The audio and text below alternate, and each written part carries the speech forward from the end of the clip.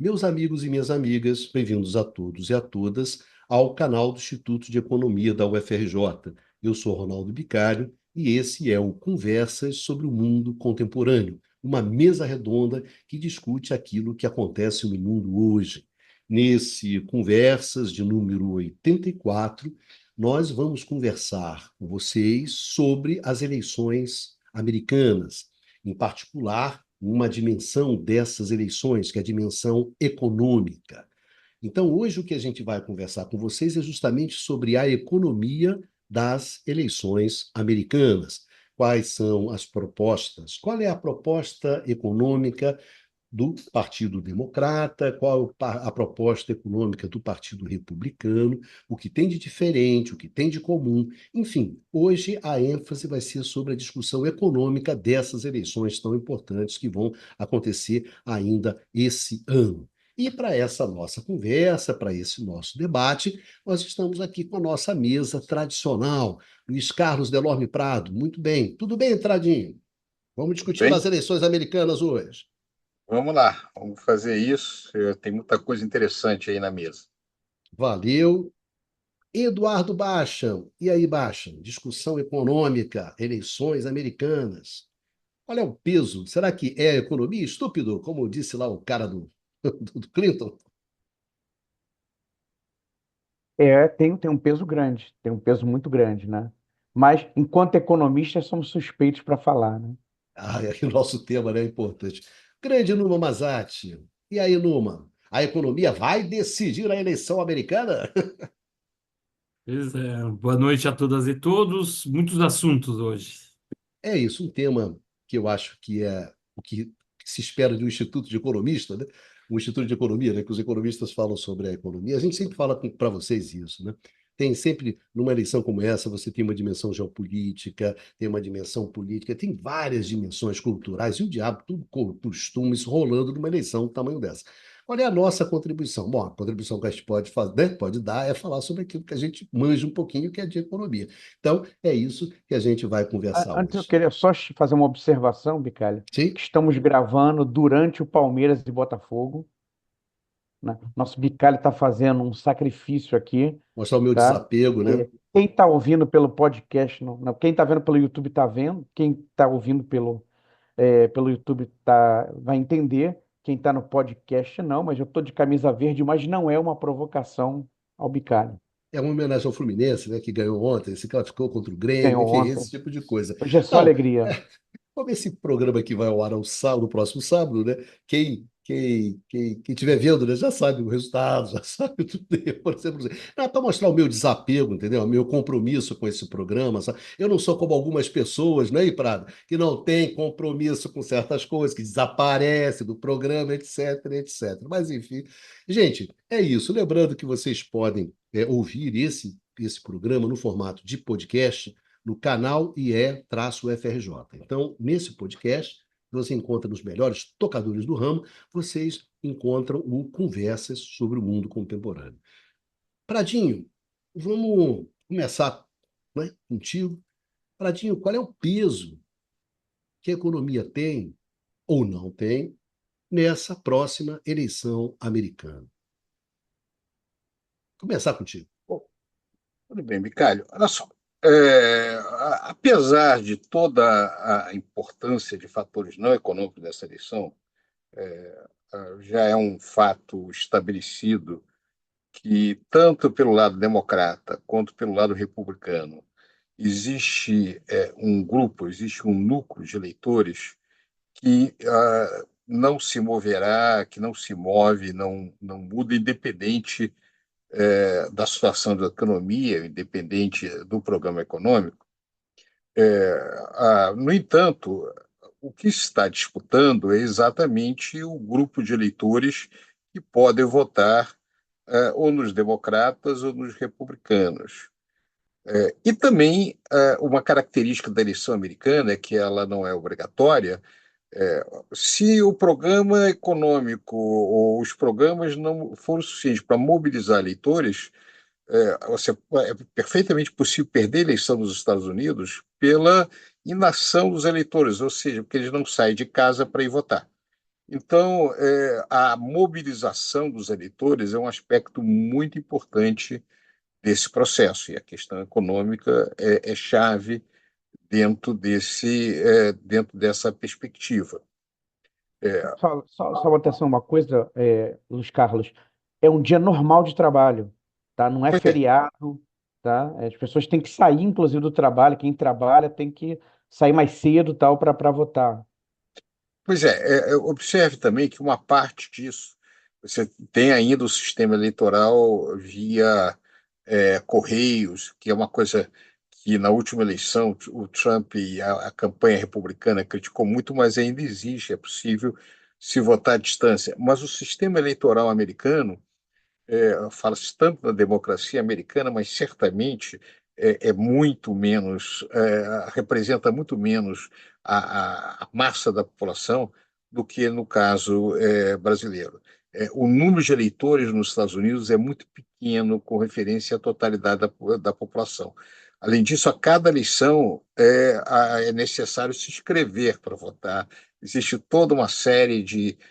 Há muitas diferenças entre os estados, mas decisão de votar não é sem custo, sem ônus para o indivíduo comum, preocupado com seus afazeres, etc. Então, algum grau de mobilização é muito importante na questão americana. Além disso, um outro problema da eleição americana é que a eleição não é decidida pelo número absoluto de votos, mas sim pelo colégio eleitoral, que representa o fato de que, na medida que se ganha em um determinado estado, todos os votos desse estado vão para o candidato vencedor. Então, tem peculiaridades que faz com que a eleição seja decidida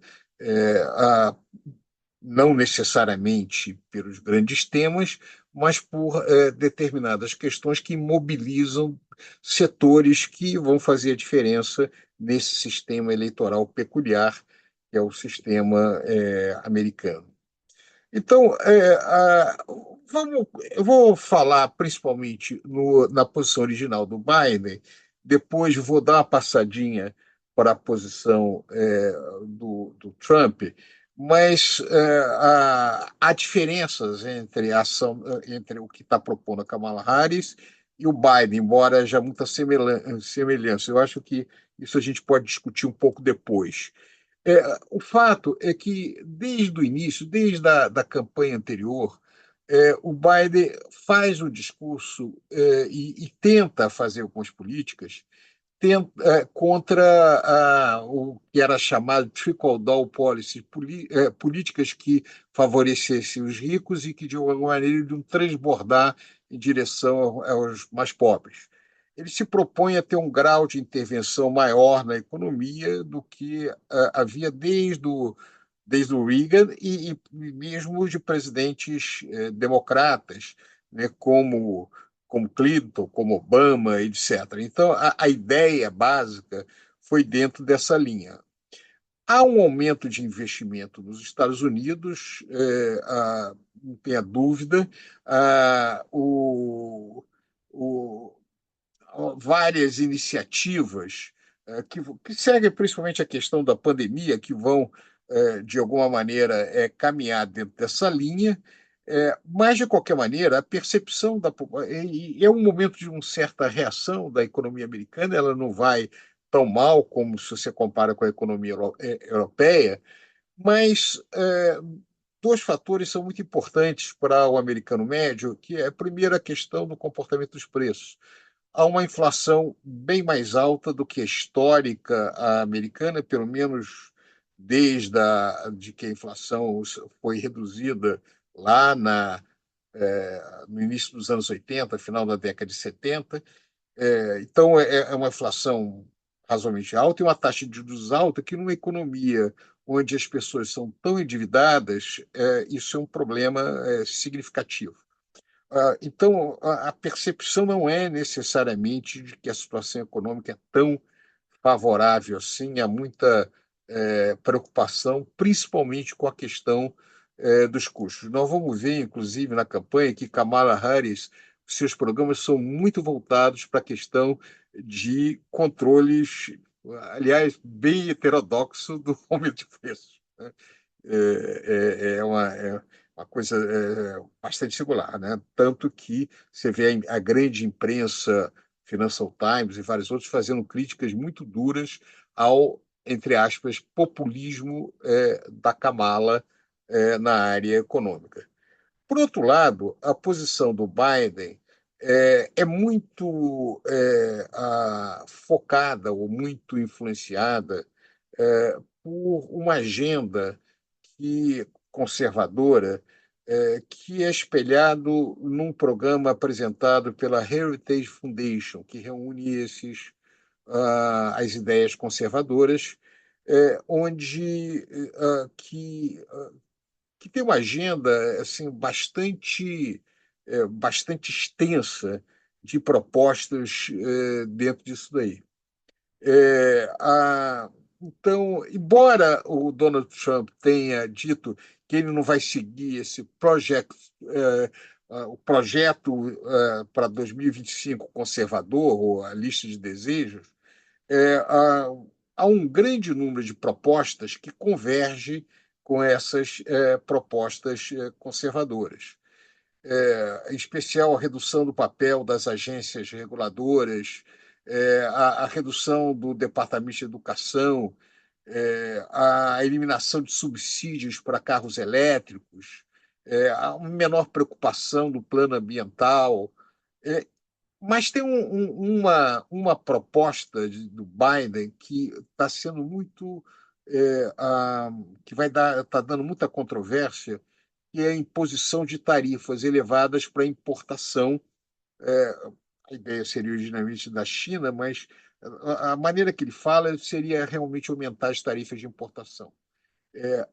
O que, de certa maneira, remonta ao que o Partido Republicano fazia no passado. Tem que lembrar que os Estados Unidos, diferente da Europa, aliás, diferente da ideia que se tem no Brasil, até a Segunda Guerra Mundial, era um país que impunha elevadíssimas tarifas de importação e, portanto, não era abertamente favorável ao livre comércio. Aliás, essa não é a tradição da economia americana. No pós-guerra, dada a sua superioridade econômica, ele vai liderar uma agência de redução negociada de tarifa. Também não é de livre comércio, mas de uma redução negociada de tarifa, que é a partir dos acordos do GATT, que é o Acordo Geral de Tarifas e Comércio, assinado em 1947 na Suíça, e depois essa mesma linha continua com a criação, em 1994, da Organização Mundial do Comércio. Agora, a posição americana está sendo escantear a Organização Mundial do Comércio, ela está completamente paralisada. O livre comércio não interessa mais à economia americana, eles não falam mais nisso, você não vê mais nenhuma retórica dentro dessa linha. Ao contrário, ele vem aumentando tarifas. Só que uma elevação pesada de tarifas nos Estados Unidos, principalmente, que é o que o Trump coloca, sinaliza um impacto sobre preços no mercado doméstico. O que o Biden já falava e a Kamala Harris está entrando pesado dentro dessa discussão. Ou seja, aparentemente, uma agenda interessante está sendo a velha agenda democrata versus republicanos, defendendo tarifas mais elevadas, os democratas tarifas mais baixas. Uma agenda que enfatiza o papel do trabalho, inclusive com uma certa simpatia para o aumento da sindicalização. Isso acontecia no Biden, isso vai ser mais claro no caso da Kamala Harris. E há muita discussão em torno de que, na verdade, não avançou muito em cima da dívida que as pessoas pegam para entrar na universidade, na questão da educação, e também em decorrência da dívida médica. Tem um aspecto assim muito importante para entender da questão americana. Você, para obter qualquer crédito nos Estados Unidos, você tem que ter você é submetido a um score, a uma espécie de uma classificação que é feita por empresas privadas. Essa classificação vai definir, vão dar pontos, que nem você dá para os países, o Brasil é ou não é, em que faixa ele está de crédito. E dependendo da sua classificação, a sua taxa de juros é mais alta, você tem mais crédito e tem menos crédito. Muitas pessoas são endividadas com problemas de saúde nos Estados Unidos. A questão de saúde é muito grave nos Estados Unidos, ela é fundamentalmente privada, tem planos de saúde que as empresas pagam, mas nem tudo é coberto, então tem muita gente endividada. Uma dos discursos que são levantados por Biden, mas são muito aprofundados depois por Kamala Harris, é no sentido de não permitir que as dívidas por saúde, como as dívidas de educação, entre para efeito de discórdia e endividamento. Então, na verdade, você tem uma disputa por o que seria a classe média americana, o americano que empobreceu muito desde a década de 70, né? Que não é nem muito rico, também não é absolutamente miserável, porque o absolutamente miserável não vota nos Estados Unidos. É importante chamar a atenção disso. Não há muita agenda para o marginalizado, porque a maior parte dessas pessoas não se mobiliza para votar. Então, que se mobiliza para votar vão ser setores com um certo grau de inserção institucional dentro da sociedade. Então, essa está a natureza da discussão. O Biden centra em cima, e a Harris agora, né, de uma retomada de uma política para reforçar a posição da classe média, enquanto a posição do Trump é muito mais emocional e na defesa dos negócios internos contra a invasão estrangeira, inclusive a invasão econômica, por isso as tarifas, as guerras tarifárias, etc. Só para chamar a atenção de quem está nos ouvindo, quando a gente fala na questão externa, as diferenças são muito pequenas. Tá? Eu sei que muita gente que nos ouve fica um pouco mobilizado pela agenda. A posição que se refere à guerra na Ucrânia e no Oriente Médio e com a China, claro que há diferenças, mas essas diferenças são muito menores do que efetivamente as pessoas imaginam. Provavelmente, com Trump, haveria uma menor importância a questão da guerra da Ucrânia, mas uma maior ênfase na China, mas o Partido Republicano é muito importante a questão de Israel. A Kamala Harris tem uma questão com referência a Israel que ela apoia, claro, não pode deixar de fazer isso, mas tenta fazer um discurso também para setores que têm alguma vinculação com a questão islâmica. É muito importante a questão de direitos humanos para os democratas, mas isso também não é muito claro, fica um pouco confuso. Então, a área externa não é uma área que faz uma diferença muito grande desses partidos. Isso é muito mais uma política. Não é só uma política de Estado, é uma política onde o chamado complexo industrial militar tem uma influência gigantesca. Não importa muito quem ganhe, porque na prática é muito difícil reduzir essa política belicista norte-americana, então não é isso que influi tanto. Mas domesticamente há diferenças na política econômica que parecem razoáveis. Claro que tem limites, né? Nós podemos aprofundar, depois disso, algumas indicações do governo Biden, como, por exemplo, o Federal Trade Reserve, ou o CAD lá, o responsável por defesa da concorrência, e que quem foi indicado foi a Lina Khan. Lina Khan é uma advogada que era uma grande ativista contra as big techs, contra a Amazon, contra a Meta, contra as grandes empresas do gênero. E se esperava, porque ela tem muita coisa escrita sobre isso, que ela seria muito ativa dentro desse setor. Mas, na prática, nada aconteceu. Ela encontrou muita resistência dentro da agência FTC e, pelo modelo americano, diferente do nosso, que tem direito administrativo, lá tudo depende de ação junto à justiça. No judiciário, as propostas mais ousadas têm sido derrotadas, então não tem mudado muito. Então, a questão que se coloca sempre é, primeiro, o que me parece, o centro da campanha vai ser a questão da inflação, do preço. Quem tem mais probabilidade de controlar a questão do preço, que afeta muito o cotidiano das pessoas. E uma outra questão associada a isso, a questão das dívidas, a questão de saúde obviamente, dos empregos, das perspectivas de manutenção do padrão de vida domesticamente. Acho que é para isso, para começar. Vamos seguir adiante. Valeu, obrigado. Obrigadinho, Prado. Bastianzinho, Está sem som. Tá com o microfone desligado. Há alguns debates, né, que estão sendo colocados. Um deles é o programa da Kamala Harris, né, em relação ao programa do Donald Trump, programa econômico.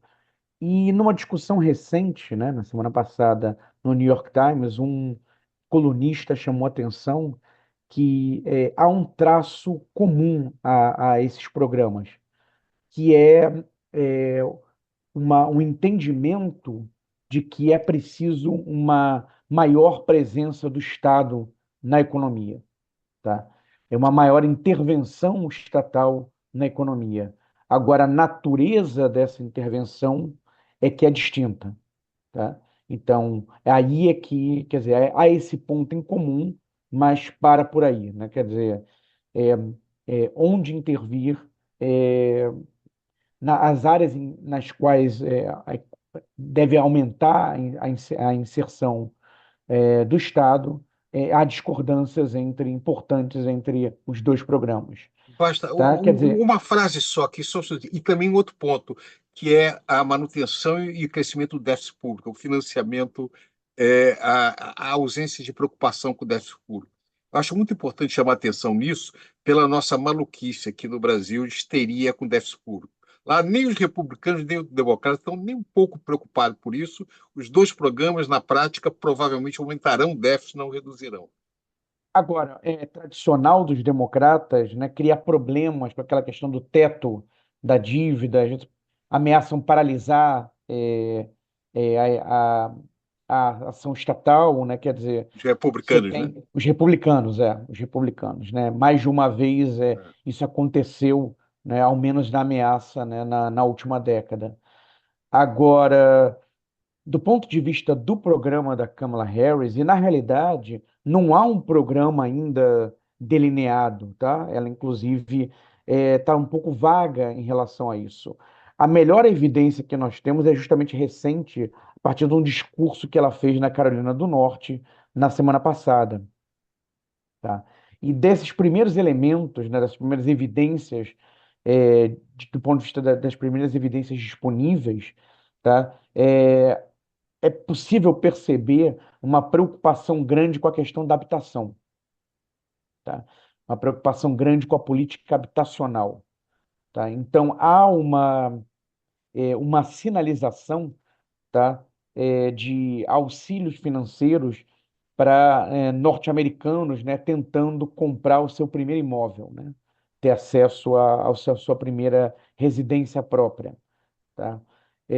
E também uma sinalização, né, do direcionamento de 40 bilhões de dólares, né, para empresas de construção que constroem casas justamente com o propósito de serem o primeiro imóvel de norte-americanos que não têm residência, né? Acho que a gente poderia falar dentro do nosso linguajar aqui no debate brasileiro, casas populares, né? Acho que possivelmente esse é o entendimento, né, que se tem, tá? É, outra coisa é o aumento da assistência, né, para americanos de baixa renda e classe média, né, um tipo de cidadão, né, e de eleitor, né, que para o qual é preciso ter grande atenção, como o Luiz Carlos já destacou na intervenção dele. Tá? Então, nesse sentido, por exemplo, há propostas de maior assistência para pais de recém-nascidos, né, restabelecer o crédito fiscal para crianças, né, que o presidente Biden estabeleceu temporariamente por lei naqueles pacotes de estímulo de 2021, tá? E nesse contexto todo, tá, uma ideia de um lado, aumentar impostos, tá, de pessoas físicas e de empresas de alta renda, tá, seria um aumento da alíquota de 21% para 28%, tá? Ao mesmo tempo, uma sinalização de cortes de impostos para empresas de construção voltadas justamente para a construção de moradias populares, tá? E também para empresas em setores, né, de tecnologias industriais necessárias para enfrentar o aquecimento global, tá? Então, que seria uma isenção de uma redução de impostos para empresas que estariam na ponta do esforço é, da transição energética, ou seja, do ponto de vista do combate ao aquecimento global.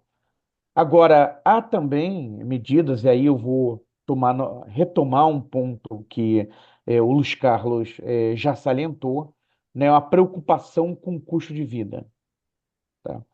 Em particular, com a inflação de alimentos, que pesa muito no orçamento do norte-americano.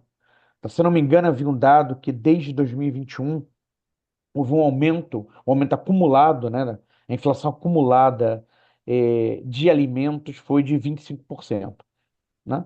Nos Estados Unidos. E, evidentemente, que os salários não acompanharam esse aumento. Agora, nesse tocante, né, há um discurso, né, de que houve manipulação de preços de alimentos por parte de empresas, tá? Haveria, então, uma inflação de lucros, tá? Ou, como alguns falam, a greedflation, né? Que é inflação devido à ganância dos empresários do setor. Essa é uma discussão, tá? É um ponto que está em disputa, né? Inclusive, o nosso Numa está escrevendo um artigo, o nosso colega Franklin Serrano, sobre o tema. Na verdade, até desmentindo essa tese, né? De que, na verdade, haveria uma inflação de lucros, tá? Mas, enfim, não vem ao caso entrar nesse ponto agora, uma discussão mais técnica, mas a inflação é um tema, e o custo de vida, né, e a perda de poder aquisitivo da população é um tema relevante na campanha. E tem sido um ponto que o Trump tem atacado bastante, e vinha atacando o Biden, né?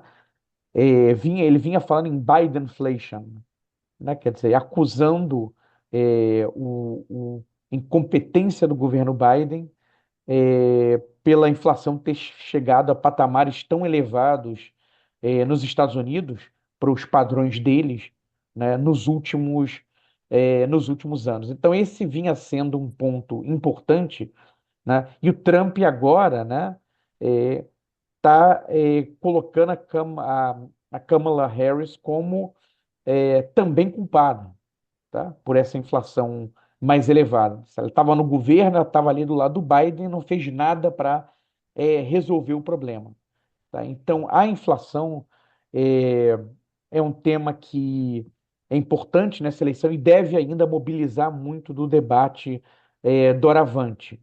Agora, nesse sentido, é interessante destacar que a inflação está em queda. Na inflação nos últimos 12 meses, agora o dado mais recente, ficou abaixo de 3%. Tá? Então, quer dizer, continuando nessa tendência, tá? Isso enfraquece, em princípio, é, esse ponto que o Trump vem explorando e pretende explorar mais. Tá?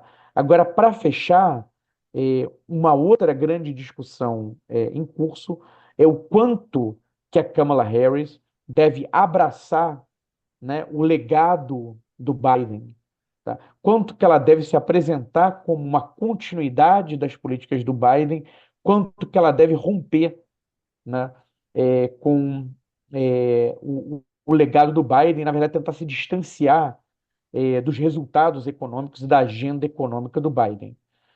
Nesse sentido, é interessante observar que uma pesquisa recente apontou que 60% do público nos Estados Unidos quer mudanças em relação à plataforma econômica do Biden. Tá? Então, por esse dado, né, por essa pesquisa, isso sugeriria, né, que seria mais jogo para a Câmara tentar se afastar do Biden, né, do que, na verdade, abraçar o legado econômico do governo dele. Tá? Com isso, eu passo para o Numa. Valeu, Bastanzinho. Numa Mazati, suas considerações iniciais. Bom, elas vão via em complemento das falas do Luiz Carlos e do Eduardo, né? Bom, primeiro começaria com essa questão da inflação, de facto, que a gente observa, bom, houve um surto inflacionário nos Estados Unidos, né, que levou, inclusive, a inflação a chegar a quase, assim, em termos anuais, né, a chegar a quase 9%, né, pouco mais de 2 anos atrás, né, em 2022, no início de 2022. Porém, como já foi observado pelo Eduardo, e a inflação já baixou consideravelmente, tá? Se a gente for pegar os dados inflacionários recentes, a gente está chegando a uma taxa anual de 3% e continua baixando, tá? Então, esse é um primeiro elemento e que, objetivamente, a inflação voltou a um patamar bastante baixo.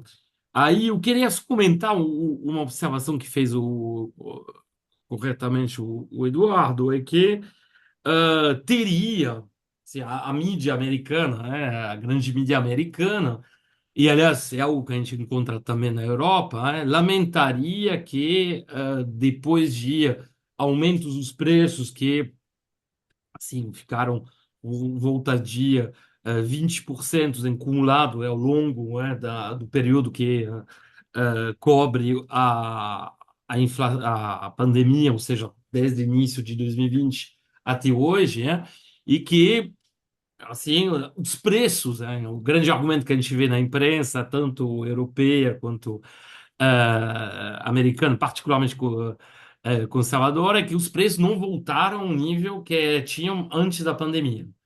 Bom, isso bom, óbvio que não vão voltar, tá? A gente, da mesma forma que você tem historicamente inflação, os preços não vão voltar atrás. Os preços hoje, bom, você não tem esperança que você vai voltar aos preços de 1980, tá?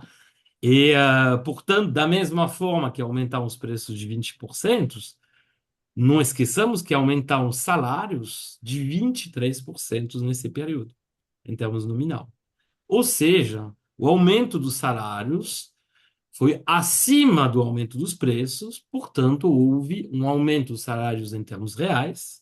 Se a gente for pegar os salários dos 10% de trabalhadores que têm a menor renda, né, da economia, esse extrato, o que a gente chama de último decil, né, ele de trabalhadores, tiveram um aumento que foi de mais de 12%, 12,1%, entre 2019 e 2023, final de 2023, em termos reais. Algo que não se via desde a década de 70.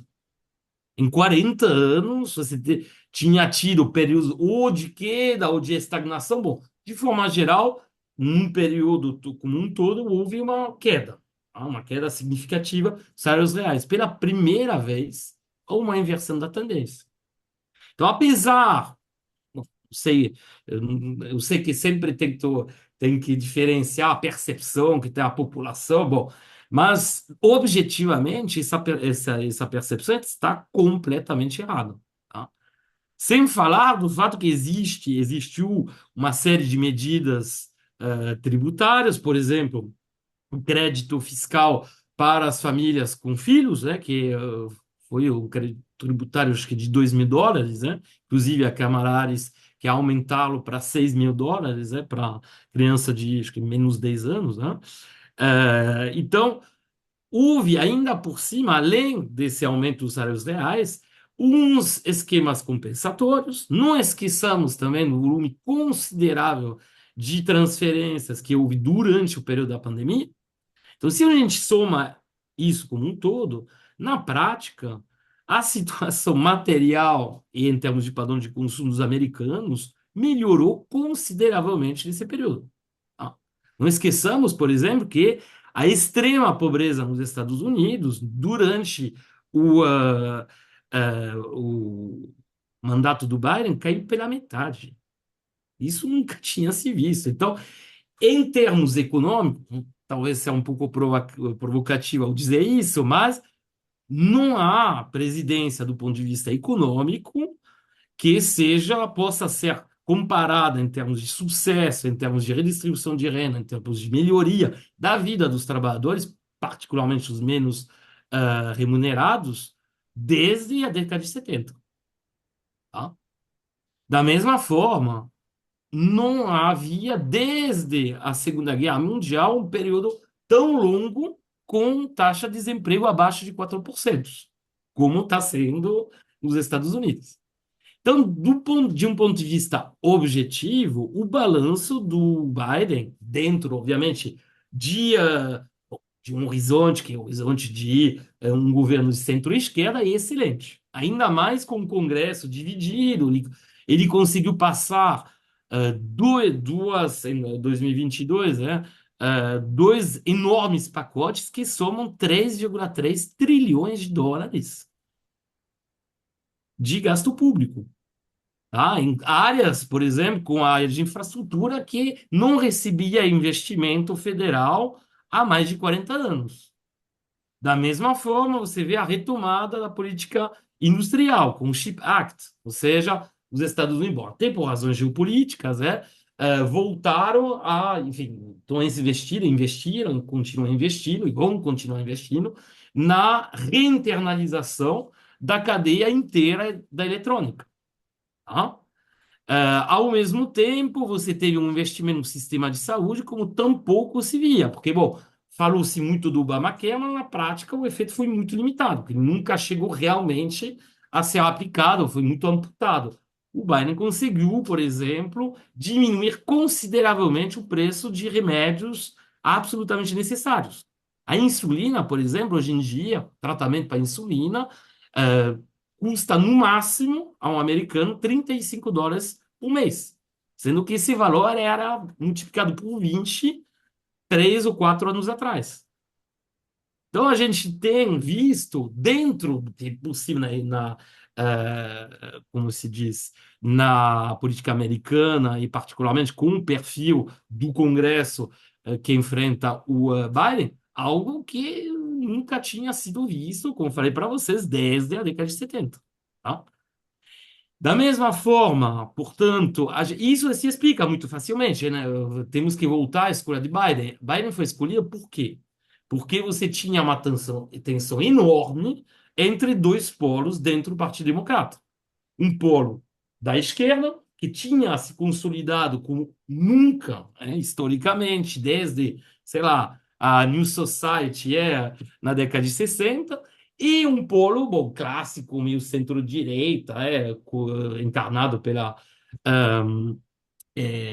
Clinton, E o único que conseguia meio juntar os dois e fazer um equilíbrio era o Biden. Só que isso demonstra um deslocamento considerável para a esquerda da prática de governo do Partido Democrata.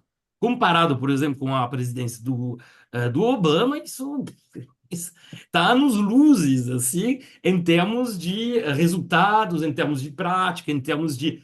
bom, só o fato de conseguir reabilitar o gasto público já é um feito absolutamente considerável. Retomar crescimento dos salários em termos reais é um fato também considerável. Então, não vou dizer que sou irritado, mas tenho assim uma certa incompreensão frente ao enorme negativismo que, inclusive, a gente vê boa parte do campo progressista no Brasil em relação ao balanço do Biden. Ainda mais quando a gente vê o que está acontecendo no Brasil, tá? A gente poderia comparar em termos de resultados, assim, ver como as práticas durante o governo Biden, assim, as práticas políticas, isso é real, não é discurso. A gente está falando de coisas que são resultados, que aconteceram, são números, são resultados, tá? Então, eu pode ser que, bom, os temas mais ideológicos dominem a campanha, mas não esqueçamos, né, que vamos dizer, um, vários, como que é o termo em português? Desculpe, várias pesquisas de opinião já demonstraram que nos swing states, ou seja, aqueles estados, né, que variam de uma eleição para outra, que decidem da eleição, porque quando o Trump foi eleito, esses estados votaram, na sua maioria, para o Trump, e quando o Biden agora foi eleito, na última eleição, votaram pelo Biden. Então, esses swing states, nesses swing states, os eleitores que são indecisos, seja aquele meio 20% do meio. Já nos Estados Unidos tem uns 40% que são democratas, que nunca vão votar para os republicanos, e de um lado, e outros 40% no oposto do espectro político, que são republicanos, nunca votariam para os democratas. Tem um meião lá de 20% que vai de um para outro. E esses 20% colocaram em primeiro lugar a preocupação econômica e a preocupação material. Aí, se a Camarares, aproveitando vamos dizer, dessa nova dinâmica de campanha, souber insistir, e ela tem demonstrado isso, e ela vai fazer isso amanhã, tá? No seu grande discurso já saiu na imprensa as linhas principais. Se ela insistir nesse balanço, com as medidas já apresentadas em parte pelo Eduardo e também pelo Luiz Carlos, eu acho que vai ter muitos argumentos para convencer aqueles 20% de indecisos, tá? E aí, bom, como se diz, as questões ideológicas, bom, vão entrar para certo, mas o ideológico mesmo, ele vale para mais para essas pontas, 40 de um lado, 40 do outro. Os 20 no meio, como justamente variam de um lado para o outro, acho que a parte ideológica não pesa tanto. As questões econômicas e sociais, ou como colocou também o Eduardo, que está na interseção, a questão da moradia, são questões que vão ser decisivas. E, a meu ver, tem um balanço muito positivo da presidência Biden, e as propostas da Kamala Harris pretendem aprofundar, né, o plano econômico dela pretende aprofundar isso, tá? Então, serão as primeiras observações que eu queria fazer. Baixa, você queria fazer um comentário? Sim, sim. Breves comentários e realmente breves comentários. Não, foi muito interessante que o Numa trouxe, né? Até porque ele tem trabalhado com esses dados dos Estados Unidos. A informação que eu tinha era que é, é, os salários não tinham acompanhado, tá, a inflação de alimentos nos Estados Unidos. Só que com as informações que ele trouxe, ele está trabalhando com isso, né? Mostra que, na verdade, o resultado foi outro. Uma outra observação Eduardo, só é uma que, coisa. A pois sua não, afirmação não está errada. Os alimentos aumentaram de 25%, mas o resto ah, não. tá, tá, Então, o total, então, tá. a partir do a partir de novembro de 2023, aí que você passa a observar esse aumento dos salários reais. Mas é sobre Ah, toda a inflação, perfeito, perfeito, tá? perfeito. Então, Tá. só... Então eu tinha achado que, na verdade, a tua observação, né, contradizia, né, Não, não, de forma o alguma. Ela ponto anterior. Tá legal, complementava a sua. Complementava a entendi, sua. tranquilo. E chamar a atenção que você falou, né, dos anos 60, né, quer dizer, da Big Society, do Lyndon Johnson, né, provavelmente o governo Biden foi o governo, desde o governo do Lyndon Johnson nos anos 60, provavelmente o que teve mais preocupação, né, com uma agenda, digamos, social, não? É, e com uma ideia de uma maior intervenção do Estado na economia. Tá? Então, acho que esse é um elemento para destacar. E, por fim, um último elemento que acho que chamou atenção para, por exemplo, para a questão da volta da política industrial, a questão tecnológica. Um ponto importante é em que houve grandes investimentos nos Estados Unidos na questão da infraestrutura, tá? Durante o governo Biden. Ainda há um déficit de infraestrutura é, nos Estados Unidos, comparativamente, por exemplo, com a China, tá?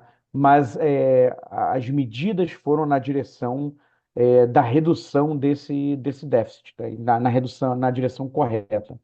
Tá? Então, seria um elemento adicional aqui para um fecho, né, digamos, dessa primeira rodada. Prado, Eu queria fazer um comentário um pouco também da questão da inflação. É, há um movimento de setores acadêmicos, eu sei que eles não pesam tanto na questão eleitoral, mas é interessante chamar a atenção que houve uma carta puxada, escrita por 16 prêmios Nobel de Economia, é, a- que foi puxada pelo Stiglitz, que não é progressista, é um economista de certa maneira progressista, mas que teve adesão de vários economistas bastante conservadores, como Akerlof, a Cláudia Goldin, o Maskin, Phelps, Homer, e vários outros. Eu não vou aqui falar o nome de todos aqui. Deaton e vários outros que acusam ou advertem de que a política do Trump seria muito inflacionária. O que eles estão atacando em especial? Seria o aumento das tarifas de importação em 6% geral e o aumento de tarifas de importação da China de 60%. Claramente, é um olhar, é uma crítica de economistas de tradição liberal, inclusive da área de livre comércio, contra o que parece seria a mais radical mudança sobre o livre comércio feito pelos Estados Unidos desde a década de 1930, que tem uma famosa tarifa muito elevada que foi feita no início da Grande Depressão. Não é muito claro se ele vai fazer isso ou não, mas isso passa a ter uma influência grande dentro disso daí. Agora, por outro lado, nós estamos vendo, e eu enfatizo esse aspecto, porque o The Economist saiu agora um artigo muito duro contra a Kamala Harris, chamando de agenda populista da Kamala Harris. O Washington Post também foi dentro dessa linha, O editorial do Financial Times também foi na mesma linha. na mesma linha, que é uma agenda populista, etc. Então, seria interessante entender como é que essa disputa, que pode afetar alguns setores, mas como é que ela vai bater no grande público, principalmente nesse público do meio, desses 20%, que é o que interessam aí. O fato é que, aparentemente, está na mesa algumas mudanças importantes na economia norte-americana.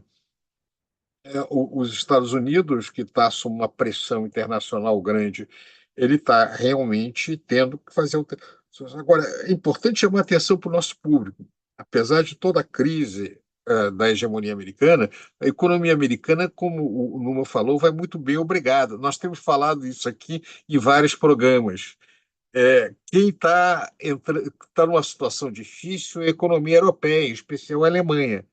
Quer dizer, nesse cenário mundial, a polarização, a China vai bem, a Rússia, de certa maneira, está indo bem, os Estados Unidos estão indo bem, quem está no meio dessa história é que está apanhando mais dentro desse cenário.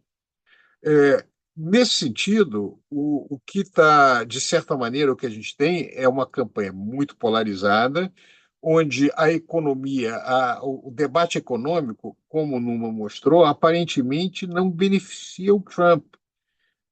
Ah, embora a maneira em que ele lida com, ele vai de alguma maneira usar essas críticas pesadas que são feitas contra o populismo da Kamala Harris para tentar de alguma maneira também, vamos dizer assim, desmoralizar ou desfazer o que ela coloca. Tem alguns pontos que eu achei particularmente curioso, por exemplo, a questão de estabelecer um teto para o preço de alimentos, um teto para o preço de medicamentos. E lembre-se que a despesa com saúde nos Estados Unidos, per capita, é o dobro dos países industriais avançados. 17% do PIB, a última vez que eu vi, é uma loucura.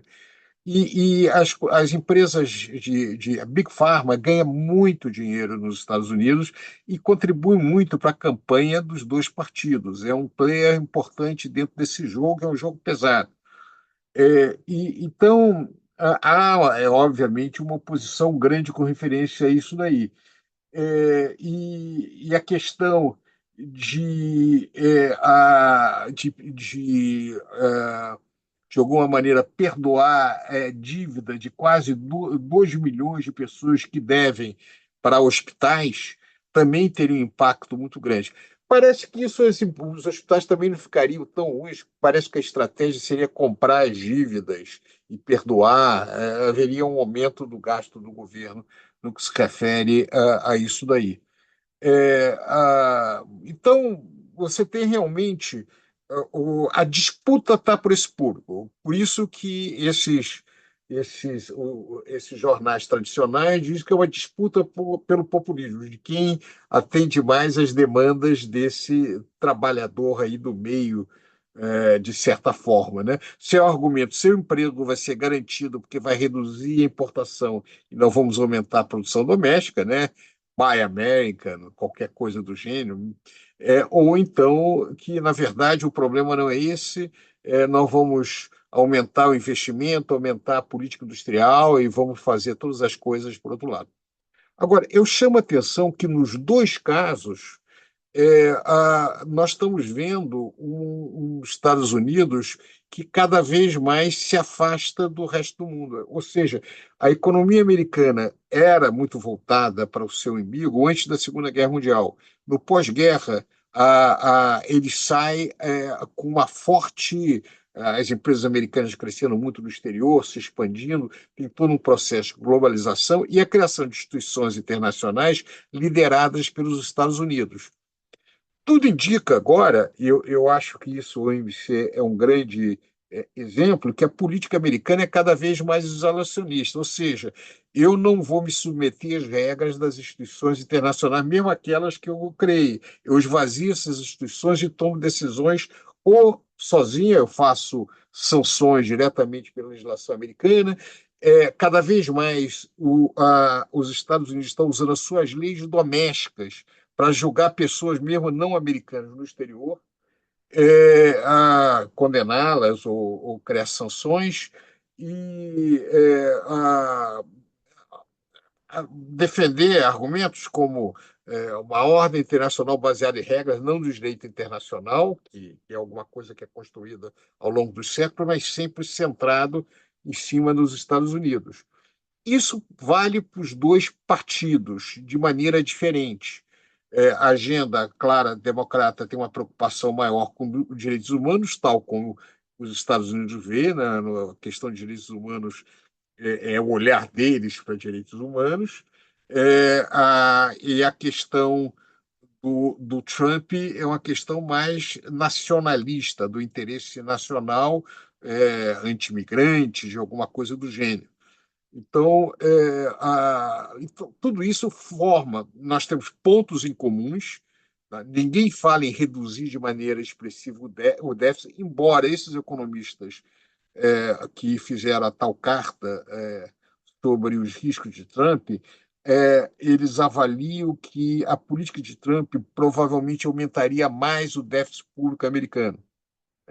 Mas depois a gente pode até aprofundar esse negócio. A ideia de que os Estados Unidos vai quebrar porque a dívida pública está ficando muito grande não tem, faz o menor sentido, porque a dívida a americana é em dólar, eles é que fazem o dólar, é óbvio.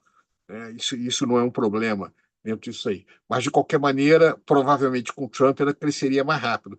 Mas também, com o aumento de gastos em alguns segmentos que a Kamala Harris coloca, o cenário continua a ser também de aumento da dívida pública, não é de redução da dívida pública, ou pelo menos de redução da taxa de crescimento nos próximos anos, né? Isso é muito interessante, eu acho que vale a pena na discussão nós chamamos a atenção, porque como esse discurso ele é invertido quando pega na periferia como nós, quer dizer, de certa maneira, faça o que nós falamos, mas não o que nós fazemos no que se refere a isso daí, né? Então, o debate americano é um debate sobre a agenda para mudança ou para a gestão da economia americana a partir do interesse, tal como é percebido, dos cidadãos americanos e pelos diferentes partidos, resguardado o interesse das grandes empresas, do setor do complexo industrial militar, que esse ninguém mexe, e algumas áreas, né? Eu chamei atenção ali na Cantetou, mexer alguma coisa com as Big Techs, não conseguiu nenhum sucesso. Então, tem áreas que realmente o poder empresarial, o poder econômico, o poder político é muito maior e não é mudado pela agenda eleitoral. Em outras áreas é possível se mudar um pouquinho a partir da agenda eleitoral. Numa,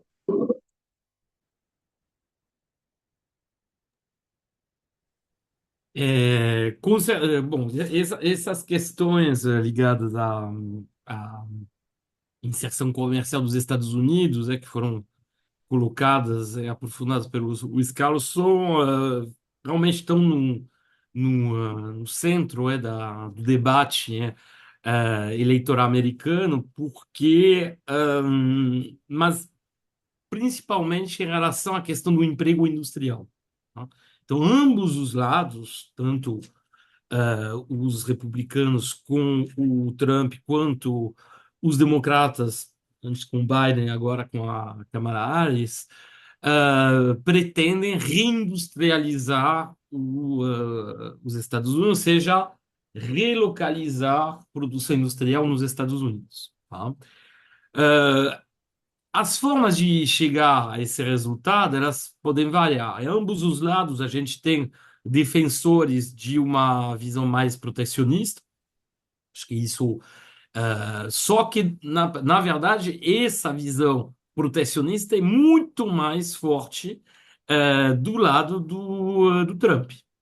E, no fundo, a única política industrial mesmo que teria o Trump seria colocar tarifas, aumentar muito, colocar ou aumentar muito as tarifas para justamente tornar a economia americana mais fechada, mais autárquica, né? Tá? Do lado democratas, mesmo se há defensores dessa via, e se houve algumas alterações de alíquotas durante o governo Biden, não foi muito significativo, tá?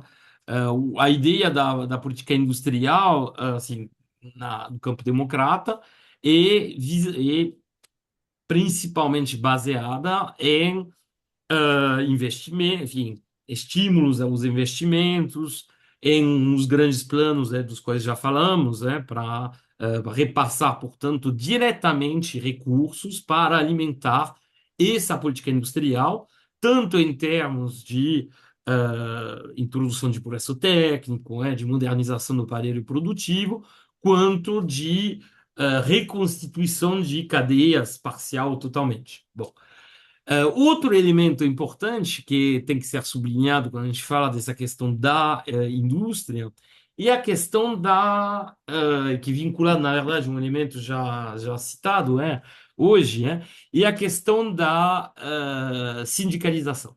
Tá?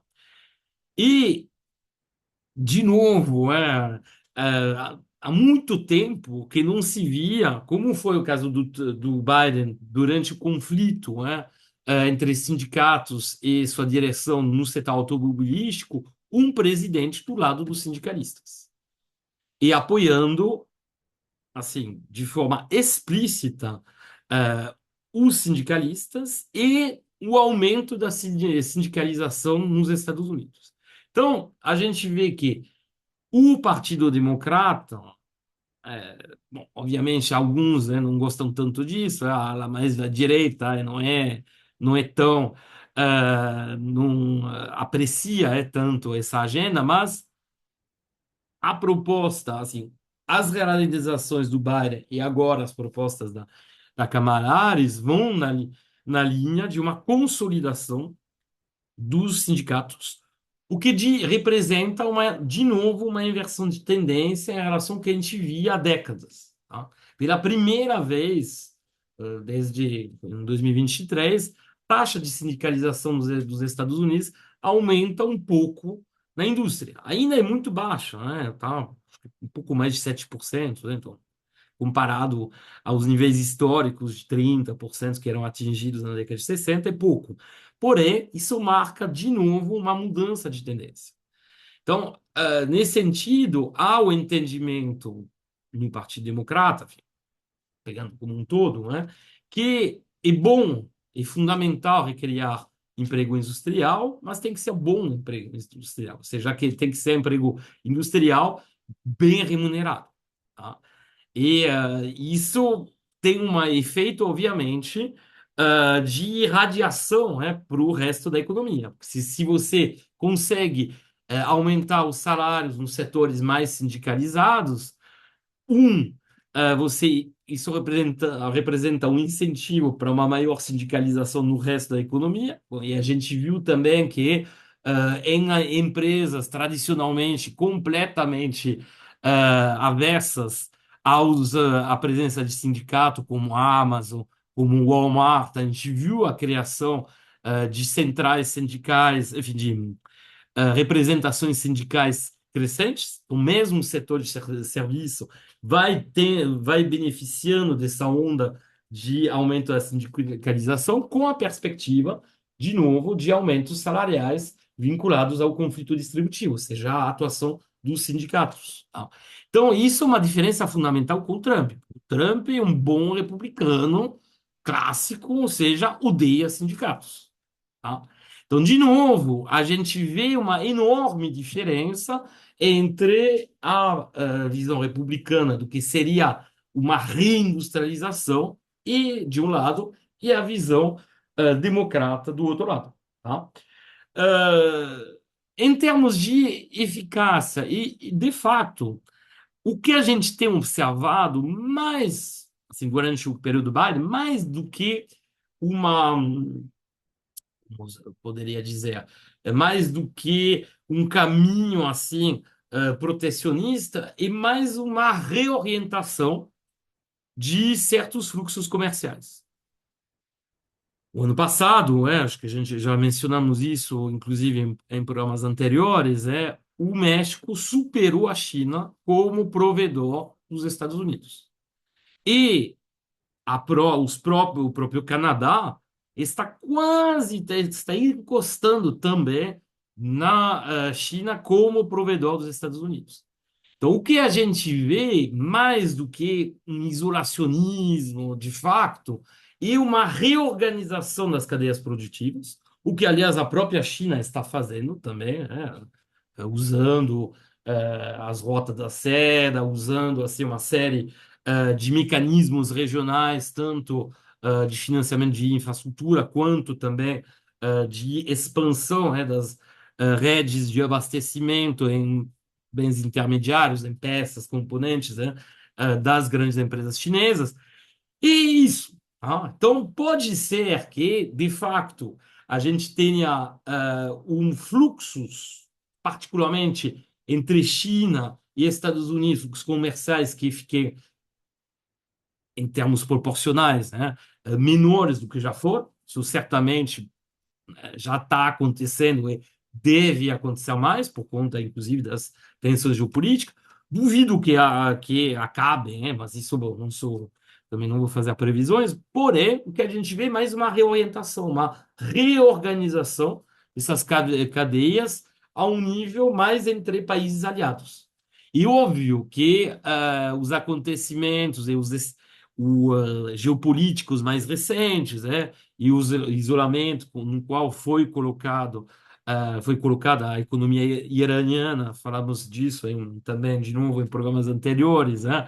Através das sanções tomadas a partir de 2018 e, mais recentemente, em 2022, as sanções contra a, a, a Rússia, tudo isso demonstra o quanto, assim, de fato, há uma começa a ter uma superposição entre essas orientações estratégicas geopolíticas e as orientações comerciais, econômicas, até financeiras, né, também, né?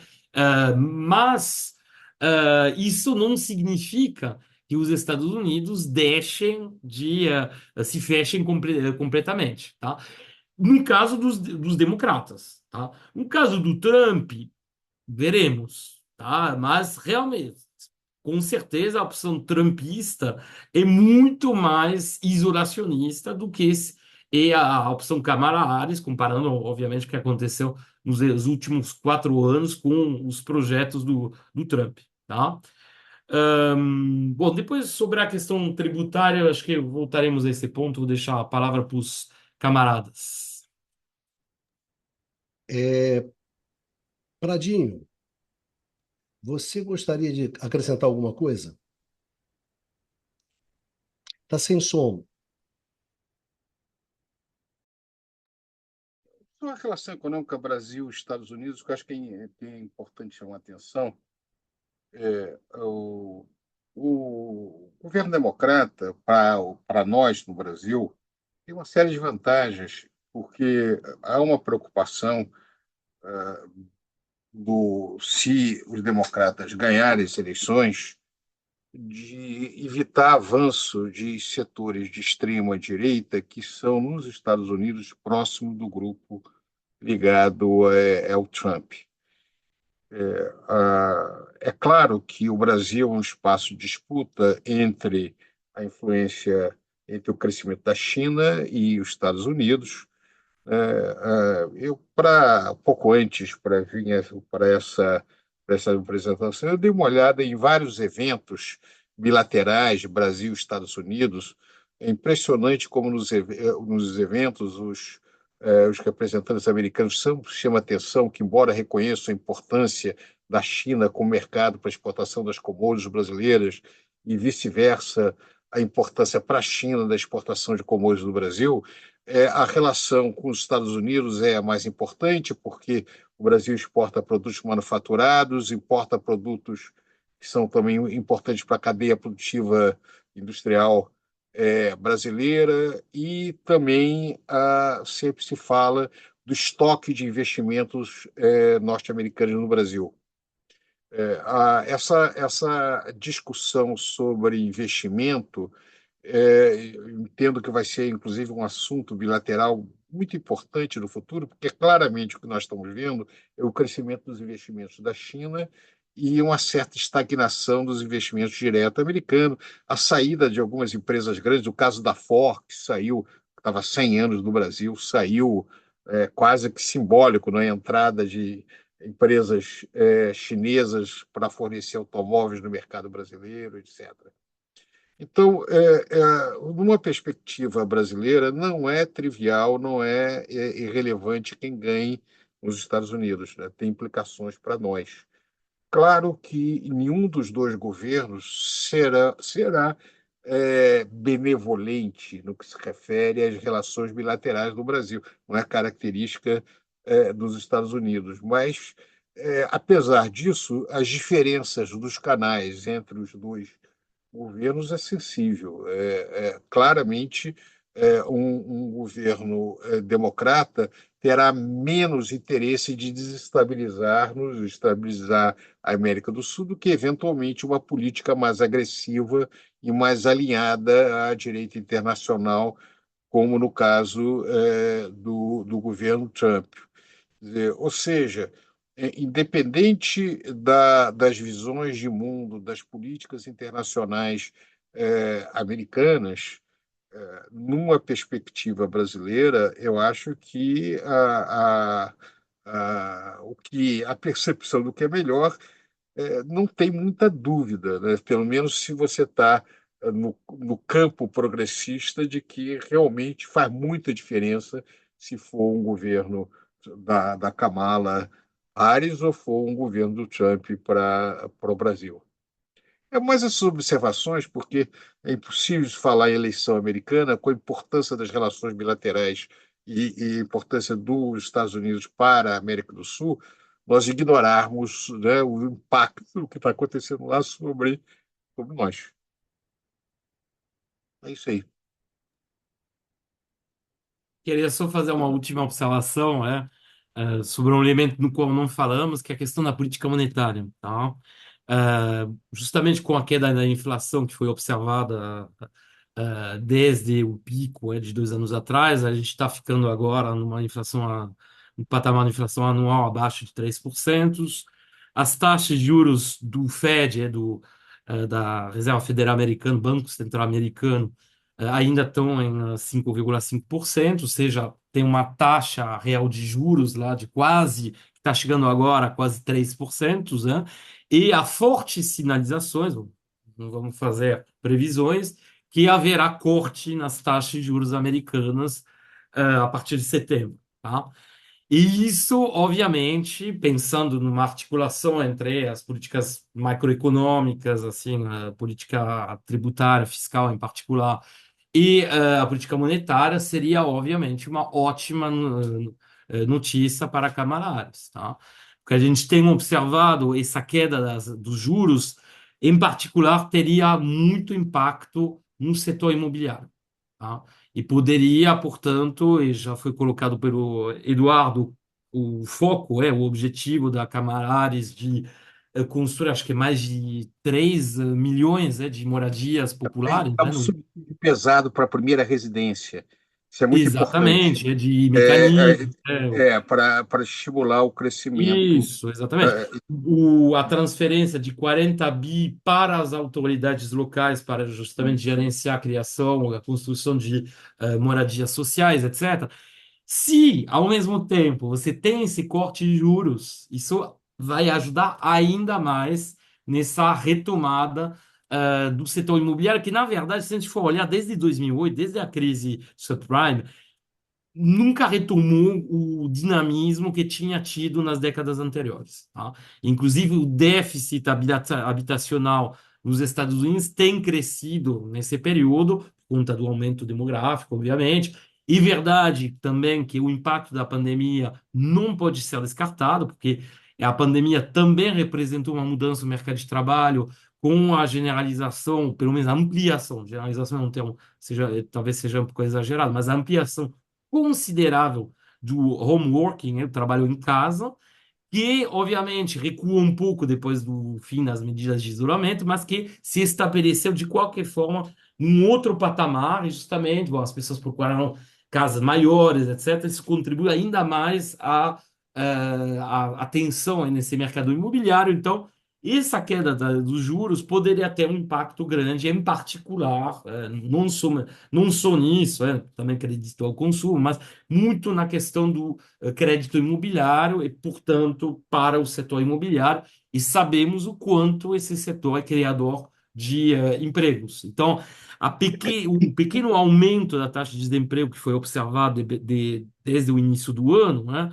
Mesmo se continua a haver criação líquida de emprego nos Estados Unidos, poderia justamente ser contrabalanceada, enfim, ser combatida com essa retomada do setor de construção civil, que, como sabemos, é muito intensivo em trabalho e muito criador de emprego em todas as economias, em particular na economia americana. Tá? mas Era não, só essa. também, A taxa de juros também tem um efeito muito grande na renda dos indivíduos, porque a população americana é muito endividada. Então, muitas vezes, tem duas hipotecas sobre as residências, tem carro comprado a prazo, dívidas em cartão de crédito. Então, na medida que a taxa de juros cai, sobra mais renda para fazer mais endividamento, ou fazer mais compra, etc.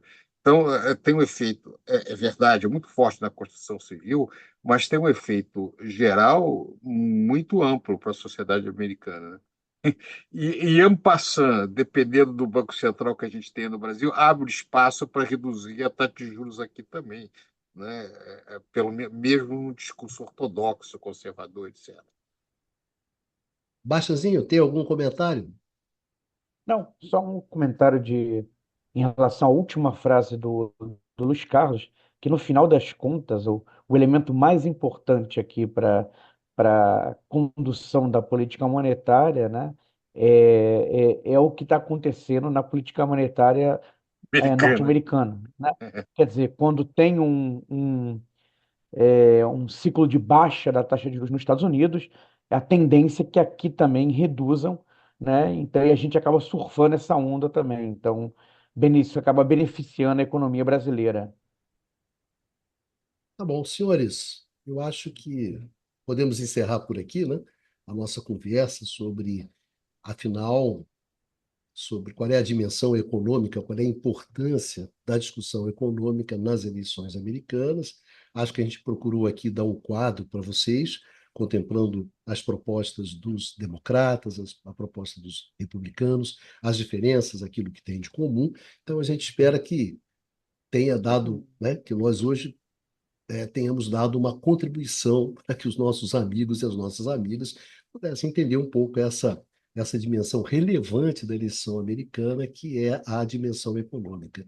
Que muitas vezes, né, Prado, no meio de tantas coisas que hoje o mundo passa, envolve, das guerras, dos conflitos, da geopolítica, de tudo mais, né, essa dimensão econômica às vezes um pouco escorrega e a gente acha que é uma dimensão importante, como disse, presta atenção nisso também, né? Porque isso pode ser, como disse, acho que chamou a atenção o Numa, pode ser uma coisa decisiva nas eleições, né? Pode levar que uma parte do eleitorado acabe, né, pendendo para um lado para o outro em funções de coisas muito objetivas, né? Não só de costumes, né, de comportamentos, etc, etc, mas o velho bolso de guerra, né? Por onde anda o meu bolso, né? Então é isso. Gostaria de agradecer muito ao Pradinho, grande Bastianzinho, feliz com a classificação do Fluminense, e o nosso grande Numa Mazatti. E podemos nos despedindo, né? Diga, mano. E tudo indica que o Botafogo também, né? Está se juntando Bom, isso aí a gente vai ver a depois. nós. Depois, como todo botafoguense, já depois a gente vê isso. Bom, senhores, um grande abraço, um grande agradecimento a todas as nossas amigas, a todos os nossos amigos que nos acompanharam nessa conversa de hoje, né? E a gente se encontra aqui no canal do Instituto de Economia da UFRJ, no próximo Conversas sobre o Mundo Contemporâneo. Vida que segue e se cuidem.